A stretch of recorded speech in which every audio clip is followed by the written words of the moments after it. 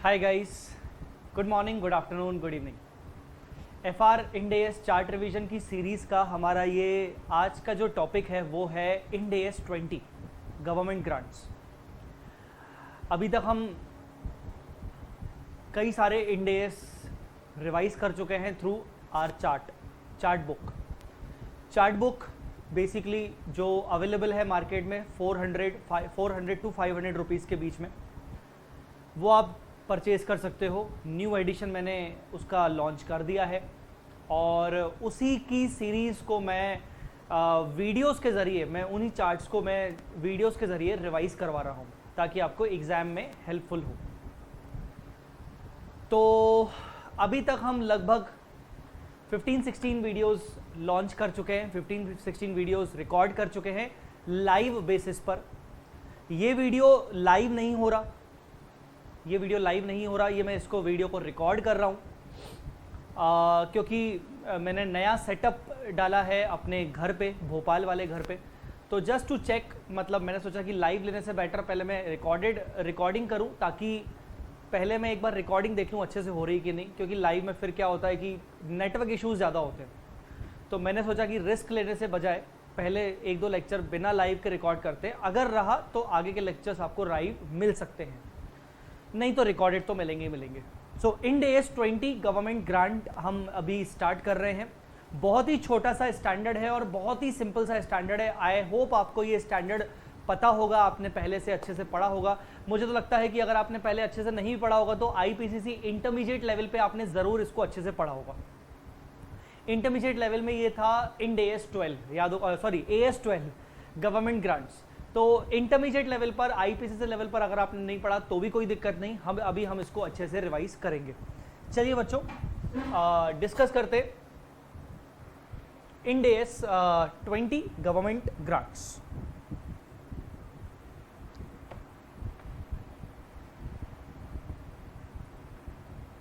Government grants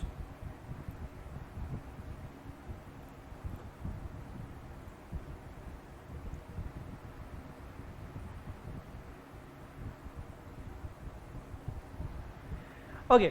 government grants में basically हमें क्या क्या चीज़ें पढ़नी है, हम उन चीज़ों को एक बार देख लेते हैं। बेसिकली एक सेकेंड रुक जाइए।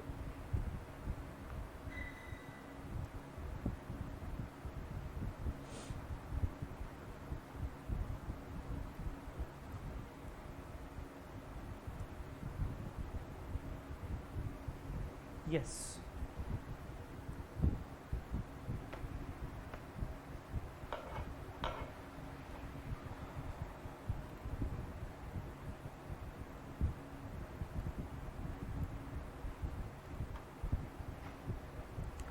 तो गवर्नमेंट ग्रांट्स में इंड एएस 20 का पूरा नाम क्या है? Government grants and assistance. Government grants and government assistance.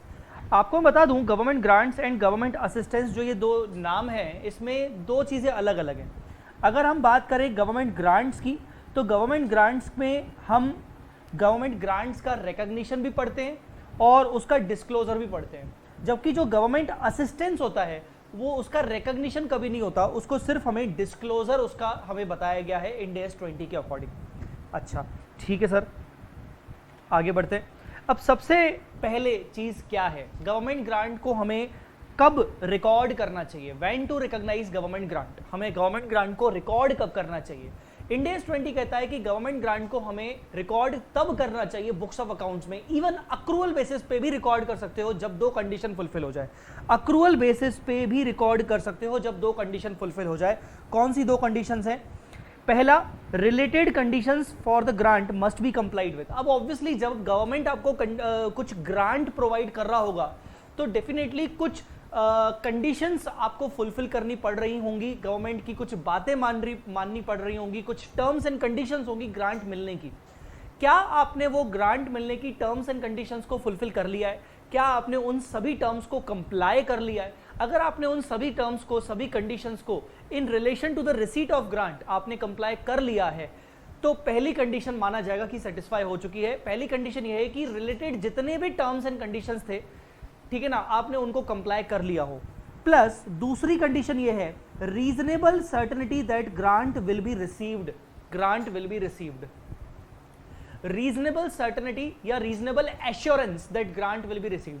पहला कि आपने सारी कंडीशंस का कंप्लायंस कर लिया हो, दूसरा एंटिटी को ये रीजनेबली एश्योर होना पड़ेगा, अपने आप को एश्योर करना पड़ेगा कि हाँ हम जानते हैं क्योंकि हमने कंडीशंस को भी कंप्लाई कर लिया है, हम जानते हैं कि हमें ग्रांट मिलेगी। अगर ये रीजनेबल सर्टेनिटी है, मतलब एश्योरिटी है टुवर्ड्स रिसीट ऑफ ग्रांट, तो आप गवर्नमेंट ग्रांट को अक्रूवल बेसिस पे रिकॉर्ड कर सकते हो।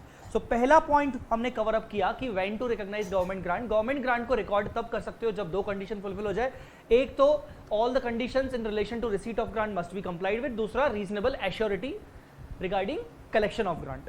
ठीक है, ये हो गया पहला कंडीशन। दूसरा कंडीशन, अब ये मतलब ये हो गया पहला चीज। अब दूसरा जो सबसे इंपॉर्टेंट है इस पूरे के पूरे इंड एएस का इंपॉर्टेंट पोर्शन है, which is called how to recognize, how to recognize government grant. Government grant की अकाउंटिंग कैसे करनी है, जो कि हमें इस इंड एएस 20 में समझनी पड़ेगी, जो कि मोस्ट इंपॉर्टेंट पोर्शन है इस पूरे इंड एएस 20 का। गवर्नमेंट ग्रांट का रिकॉग्निशन सीखने के लिए, रिकॉग्निशन मतलब अकाउंटिंग सीखने के लिए कैसे उसकी रिकॉर्डिंग होगी, हमें ये समझना पड़ेगा कि कितने कितने टाइप की ग्रांट्स होती हैं, अलग अलग नेचर ऑफ ग्रांट्स होती हैं, उसके हिसाब से उसका अकाउंटिंग ट्रीटमेंट बनाया गया है। पहला है आपका इनकम ग्रांट, जिसको ग्रांट फॉर इमीडिएट सपोर्ट भी बोला जा सकता है। अब आप उसको इनकम ग्रांट बोलो, आप उसको एक्सपेंस ग्रांट बोलो, या ग्रांट फॉर इमीडिएट सपोर्ट बोलो, एक ही बात है, it is one in the same thing. Income grant मतलब एज अ इनकम आपको कुछ सॉर्ट ऑफ इंसेंटिव्स प्रोवाइड हुए गवर्नमेंट से, आपने कुछ अच्छा काम किया कुछ किसी पर्टिकुलर फील्ड में, आपको इंसेंटिव्स प्रोवाइड हुए। एक्सपेंस ग्रांट माने पर्टिकुलर कोई एक्सपेंस इनकर करने के लिए आपको गवर्नमेंट ने ग्रांट दिया, ठीक है ना। या फिर for immediate support, immediate support मतलब मान लीजिए कोई सिख कंपनी है, गवर्नमेंट की कोई सिख कंपनी है, या फिर जैसे मान लीजिए एयर इंडिया की बात करें, एयर इंडिया की बात करें। अब जैसे एयर इंडिया अगर बात करें तो लॉस मेकिंग कंपनी है एयर इंडिया, वैसे भी इंडियन गवर्नमेंट एयर इंडिया को बेचना चाहती है। Within some few months हमें सुनने को मिलेगा कुछ न्यूज़ की एयर इंडिया बिक गई। अब जिस टाइम पे आप लेक्चर देख रहे हो सकता है शायद एयर इंडिया बिक भी चुकी हो। तो एयर इंडिया को मान लीजिए हम इमीडिएट सपोर्ट करने के लिए, उसके स्टाफ को सैलरी प्रोवाइड करने के लिए हमने ग्रांट दी। सो ये होती है आपकी रेवेन्यू नेचर की ग्रांट। जो भी आपकी इस टाइप की ग्रांट होती है उसको बोलते हैं रेवेन्यू नेचर ग्रांट। इसका सर ट्रीटमेंट क्या होगा? सिंपली रेवेन्यू नेचर ग्रांट का ट्रीटमेंट होगा P&L में जाएगा। बट कैसे P&L में जाएगा? जब तक आपने कोई एक्सपेंस इनकर नहीं किया, अगर मान लीजिए कुछ जो ग्रांट आपको मिली है किसी पर्टिकुलर एक्सपेंस के लिए मिली है, तो वो एक्सपेंस आपने अभी तक इनकर नहीं किया, तो तब तक आप उसको लायबिलिटी बुक करोगे, राइट। आप उसको तब तक क्या बुक करोगे? लायबिलिटी की तरह ट्रीट करोगे। और जैसे ही आप एक्सपेंस बुक कर लोगे, एक्सपेंस आपने इनकर कर लिया, सैलरी पे कर लिया, तो आपने उस लायबिलिटी को उठा के एक्सपेंस में से लेस कर देना है। तो दो तरीके हैं, या तो आप डायरेक्टली उसको P&L में चार्ज कर लीजिए, या तो किसी पर्टिकुलर एक्सपेंस के लिए अगर आपको ग्रांट मिला है तो आप उसको एक्सपेंस में से लेस कर दीजिए। अगर आपको जनरल ग्रांट मिला है, कोई पर्टिकुलर एक्सपेंस के लिए नहीं मिला है, तो आप उसको डायरेक्टली P&L में इनकम चार्ज कर सकते हो। बट जब तक आपने वो कोई एक्सपेंस नहीं किया तब तक आप उसको लायबिलिटी दिखाते रहोगे, और बाद में आप उस लायबिलिटी को रिवर्स कर दोगे, ठीक है। अच्छा, उसके बाद दूसरा non monetary grant. Non monetary grant क्या है? नॉन मॉनिटरी ग्रांट मतलब इन काइंड। जब आपको ग्रांट कोई काइंड में मिल रही है, काइंड में मिल रही है मतलब जब आपको ग्रांट असेट के फॉर्म में मिल रही है, स्टॉक मिल रहा है, असेट मिल रहा है, उसको बोलेंगे in kind, government grant in kind. अच्छा, अगर आपको ग्रांट इन काइंड मिल रहा है तो क्या होगा? या तो आपको वो फ्री ऑफ कॉस्ट मिल रहा होगा, या तो वो कंसेशनल वैल्यू पे मिल रहा होगा। फ्री ऑफ कॉस्ट या फिर कंसेशनल वैल्यू। अगर फ्री ऑफ कॉस्ट मिल रहा है तो आपके ऊपर ऑप्शन दे दिया गया इंड एएस 20 ने, पहले ये ऑप्शन नहीं था, पहले सिर्फ था फेयर वैल्यू। अब बोल दिया गया कि आप नॉमिनल वैल्यू पे, नॉर्मल नहीं है वो, नॉमिनल है, नॉमिनल वैल्यू 1 रुपया, 10 रुपया, 100 रुपया, इसके हिसाब से आप रिकॉर्ड कर सकते हो। या फिर फेयर वैल्यू। फेयर वैल्यू मतलब जो भी आपको असेट मिला है, स्टॉक मिला है, आज उसका जो भी फेयर वैल्यूएशन आ रहा है, आप उस पर रिकॉर्ड कर सकते हो, ठीक है ना।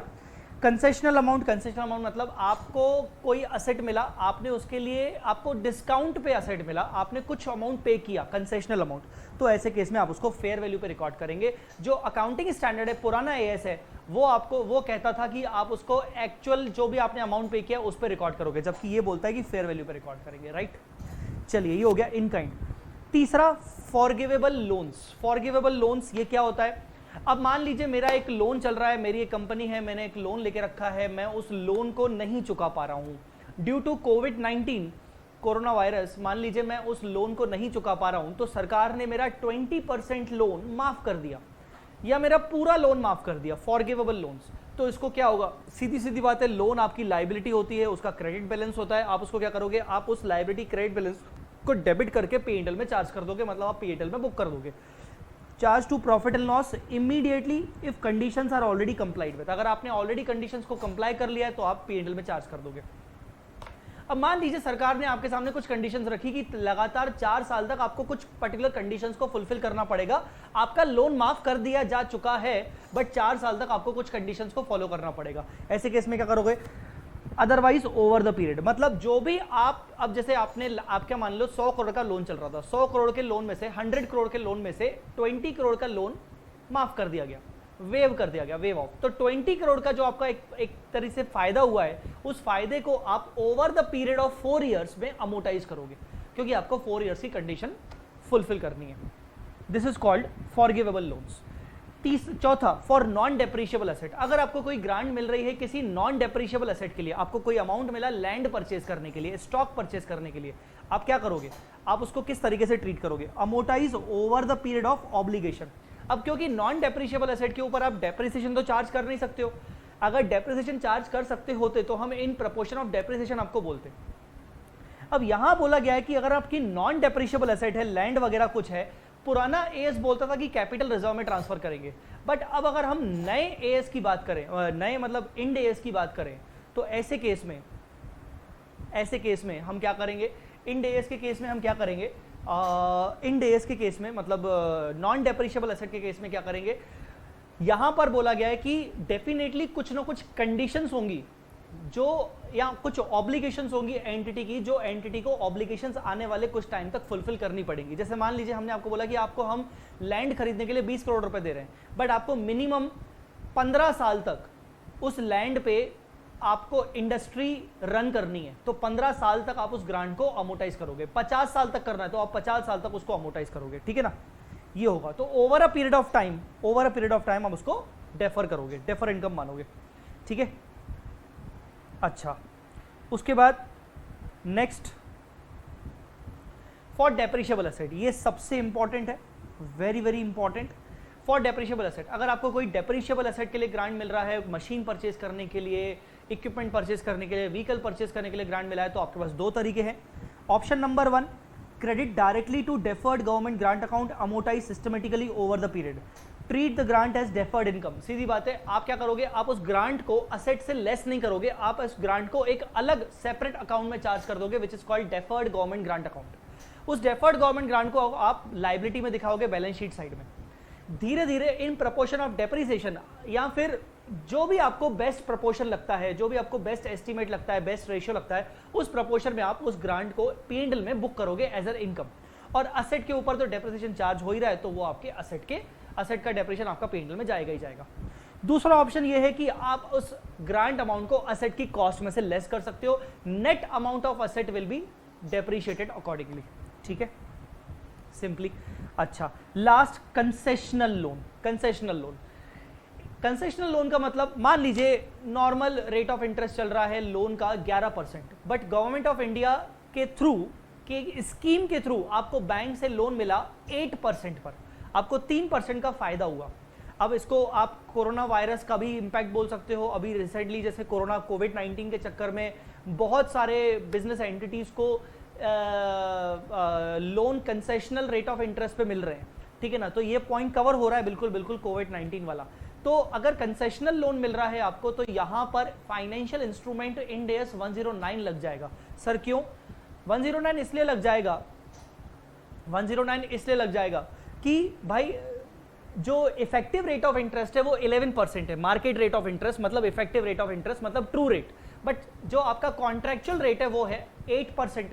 तो जो कैश फ्लोज होंगे कॉन्ट्रेक्चुअल कैश फ्लोज वो 8% के अकॉर्डिंग होंगे। तो आपको उन कॉन्ट्रेक्चुअल कैश फ्लोज को प्रेजेंट वैल्यू डिस्काउंटिंग करना है based on 11%, that is called effective rate of interest. और जो भी प्रेजेंट वैल्यू का सम आएगा that will be the loan value. मान लीजिए आपको लोन मिला 100 करोड़ का, अब 100 करोड़ के लोन पर आपको मान लीजिए 10 साल का लोन मिला, 10 साल का आप सीसीएफ निकालेंगे, कॉन्ट्रेक्चुअल कैश फ्लो निकालेंगे, उसका आपने डिस्काउंटिंग किया 11% का इफेक्टिव रेट के हिसाब से, उसका जो भी प्रेजेंट वैल्यू आ गया, मान लीजिए 100 करोड़ का प्रेजेंट वैल्यू आया मान लीजिए 80 करोड़, तो 80 करोड़ का आप लोन बुक करोगे, बाकी जो 20 करोड़ होगा that is called your government grant. और उस गवर्नमेंट ग्रांट को आप कैसे बुक करोगे, amortize systematically over the period of benefit to be derived. अब 20 करोड़ आपके लिए ग्रांट हो गया, क्या आप उसको इमीडिएटली पीएनएल में दे जाओगे? नहीं। लोन कितने साल का है? 10 साल का, तो आप इस लोन के पीरियड में 10 साल में आप इस 20 करोड़ को over the period of 10 years आप इसको पीएनएल में बुक करोगे। रेशो क्या होगा? डिपेंड करता है, आप एसएलएम कर सकते हो या फिर जैसे आपको जैसा लगता है कि यार मुझे बेनिफिट किस तरीके से मिल रहा है, मुझे शुरुआती ईयर्स में ज्यादा बेनिफिट मिल रहा है, तो आप पर्टिकुलर रेशियो के हिसाब से। यहां पर इंडियस की अच्छी बात यह है कि उसने रेशियो आपके ऊपर छोड़ा है, मैनेजमेंट के ऊपर छोड़ा है कि यार आप डिसाइड करो कि यार रेशियो क्या होना चाहिए, प्रपोर्शन क्या होना चाहिए। एएस में जबकि ऐसा नहीं हुआ करता था, तो आप वैसा ट्रीट करोगे, ठीक है ना। यहां पर कोरोना का इंपैक्ट मैंने आपको बता दिया, कोविड-19 वाला, वो यहां पर हो रहा है, ठीक है ना। अच्छा आगे बढ़ते हैं, treatment of refund if any, refund will be treated as change in accounting estimate. याद रहे अगर आपको ग्रांट रिफंड करनी पड़ रही है तो पहली बात तो एक बार अगर आपको ग्रांट मिल गई तो आप उसको बुक कर रहे हो, ये थोड़ी आप सोचोगे कि आपको रिफंड करनी पड़ेगी, ऑब्वियसली नहीं करनी पड़ेगी। बट मान लीजिए किसी कारण से किसी रीजंस के कारण आपको गवर्नमेंट ग्रांट रिफंड करनी पड़ रही है तो क्या करोगे? सिंपली आपने आज तक उसको क्या ट्रीट किया था, क्या आपने उसको पीएनएल में ले गए थे इनकम, तो अब आप उसको एक्सपेंस ट्रीट करोगे। आपने उसको separately deferred government grant DGG account में चार्ज किया था, अभी तक उसका अनअमोटाइज बैलेंस पड़ा हुआ है, तो उस अनअमोटाइज बैलेंस को रिवर्स कर दो, बाकी जो डिफरेंस होगा उसको पीएनएल में ले जाओ। डिपेंड करता है कि आपने उसको क्या किया था। तो इनकम ग्रांट थी तो आप उसको अब इस बार पीएनएल में ले जाओगे, मतलब आपकी रेवेन्यू नेचर की ग्रांट थी तो इस बार आप पीएनएल में ले जाओगे क्योंकि आपने पहले भी पीएनएल में चार्ज किया था। डेफर्ड ग्रांट थी, आपको किसी मशीन से रिलेटेड मिली थी, अनअमोटाइज बैलेंस रखा है डीजीजी का, आप उसको रिवर्स कर दोगे, रिमेनिंग अमाउंट आप पीएनएल में चार्ज करोगे। अगर मान लीजिए आपने उसको असेट की कॉस्ट से लेस कर दिया था पहले से ही, अब आप असेट्स की कॉस्ट में वापस से ऐड कर दोगे, कैरिंग अमाउंट में ऐड कर दोगे और रिवाइज्ड कैरिंग अमाउंट के ऊपर डेप्रिसिएशन चार्ज होगा, ठीक है ना।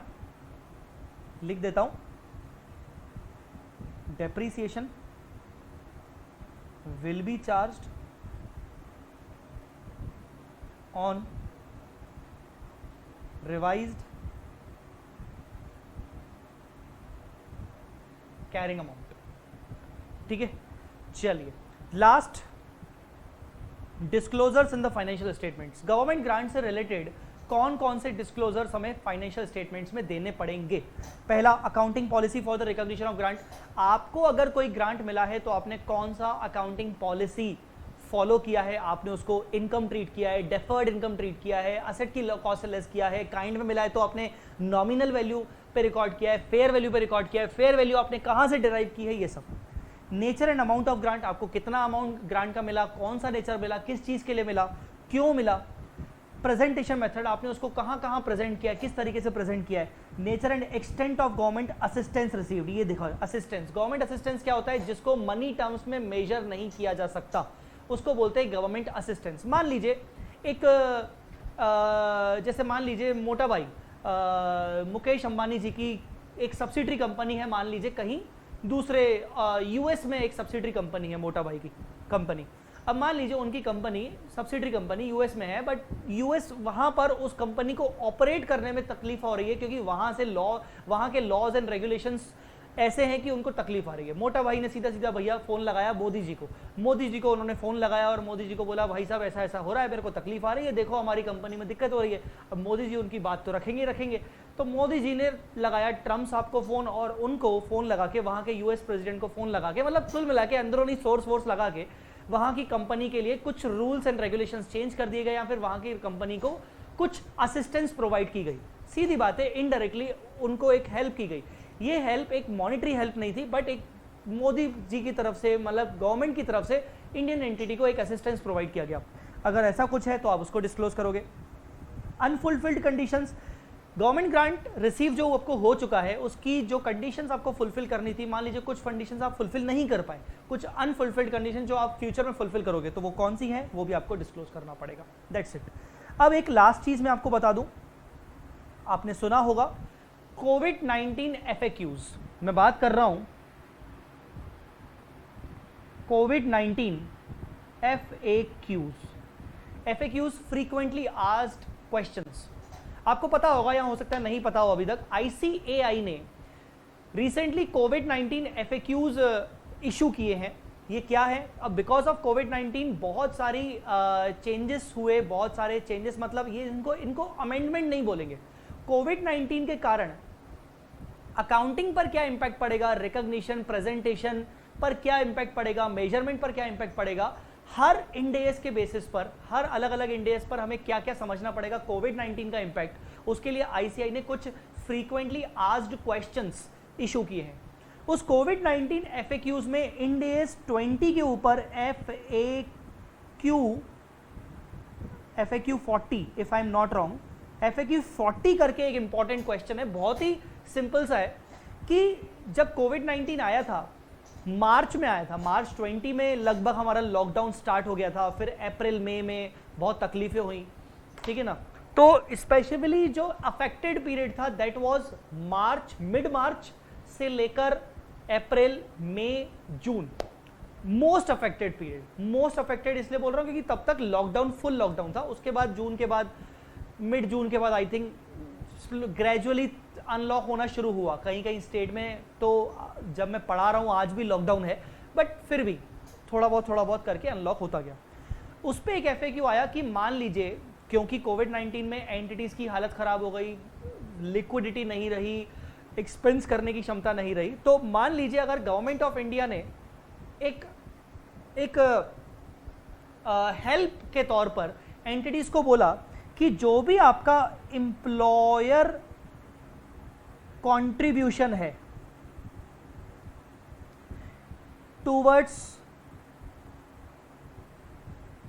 EPF, जो भी आपका EPF के टूवर्ड्स है, ESI के लिए जो भी आपका एम्प्लॉयर का कंट्रीब्यूशन है, वो एम्प्लॉयर का contribution government of India bear करेगी for the month of March and April.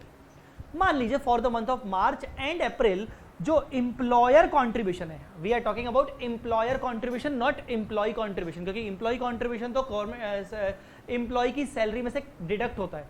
जो एम्प्लॉयर कंट्रीब्यूशन पे करना था वो गवर्नमेंट ऑफ इंडिया ने मान लीजिए बियर किया, एक तरीके से ये भी एक गवर्नमेंट ग्रांट हो गया। तो उसका क्या इंपैक्ट होगा, FAQ 40 में वो कवर किया गया है।